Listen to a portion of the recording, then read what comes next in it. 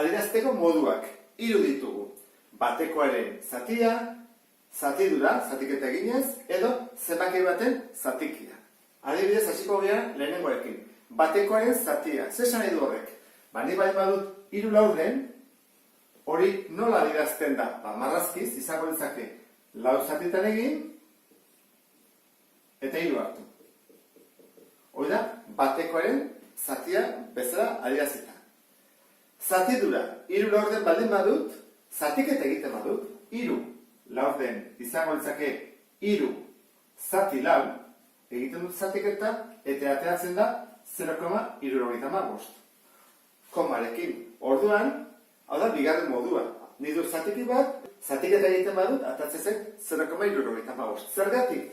Marronek, esan nahi dut lako baita ere, zatiketa. 3 zati lau. Orduan, hau da, bigarren modua. Eta bestea, 3. izango litzake zenbaki baten zatikia. Adibidez, esaten bat digute, 12-ren 3 laurden. Zenbat da? Orduan, kaso honetan, 12-ren 3 laurden, zei gogoratzen zate, ren horrek esan nahi du biderketa bat. Bihurtu ezakegu biderketa bat. Orduan, egin ezakegu 12 bider 3 laurden. Ego genukela, 2 modutara. Egin ezakegu. 12 hartu, 4 zatitan egin. 12 zati lau. Eta 3 hartu, 12 zati lau, 3 bider 3 bederatzi, hau izango izateke modu bat, eta beste batzuk egite dute beste erautara. 12 bider 3, 36, eta zati lau.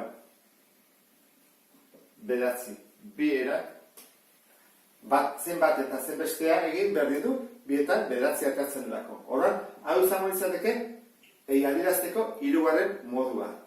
Ren horrek, gogoratu zaitezte, askotan erabiliko dugu, biderren baliokidea da. Adibidez, esaten badizute, lauren bikoitza, lauren doblea, izango izateke, lauren bider bikoitza, 8, bider.